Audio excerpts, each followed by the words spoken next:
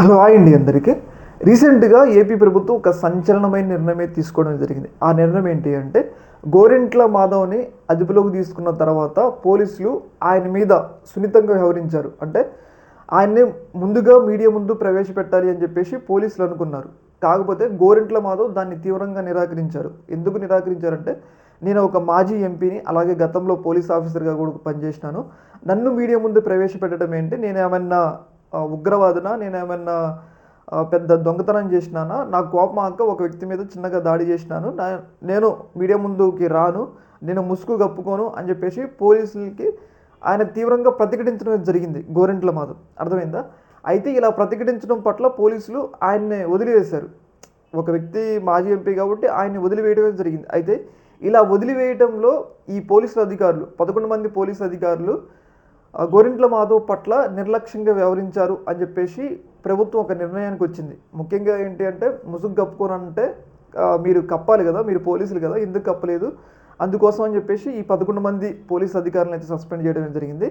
ఈ కారణంతో సహా ఇంకొక కారణం, ఆ కారణం ఏంటి అంటే, ఆయన పోలీస్ కస్టడీలో ఉన్నప్పుడు ఫోన్ మాట్లాడారు. అంటే పోలీసులు అదుపులోకి తీసుకున్నప్పుడు ఫోన్లో పోలీసులకి ఇవ్వాలి ఆ ఫోన్ అనేది. కానీ ఆయన దగ్గరే ఫోన్ మాట్లాడటానికి పోలీసులు అవకాశం కల్పించారు.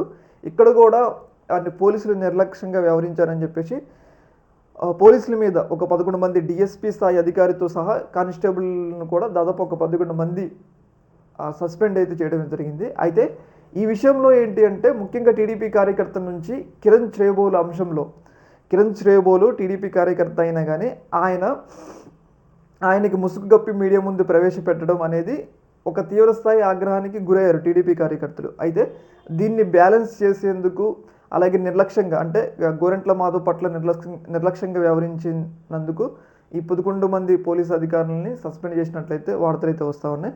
ముఖ్యంగా ఆయన పట్ల సున్నితంగా వ్యవహరించినందుకు, మీడియా ముందుకు ప్రవేశపెట్టనందుకు వాళ్ళ మీద ఈ చర్యలు తీసుకున్నట్లయితే వార్తలు అయితే వస్తూ ఉన్నాయి. అలాగే ఈ చర్యతో భాగంగా కొంచెం టీడీపీ కార్యకర్తలు కూడా సాటిస్ఫై, అంటే సొంత కార్యకర్తని ఈ స్థాయిలో అవమానిస్తారని చెప్పేసి క్యాడర్ నుంచి వ్యతిరేకత వస్తుంది కదా, ఆ యొక్క వ్యతిరేకతని కొంచెం కప్పిపుచ్చుకునేందుకు ప్రభుత్వం ఈ నిర్ణయం తీసుకుందని చెప్పేసి మనమైతే అర్థం చేసుకోవచ్చు అనమాట. ఈ యొక్క అంశంలో మీ యొక్క అభిప్రాయాన్ని కింద కామెంట్లో తెలియజేయండి. Okay, thank you.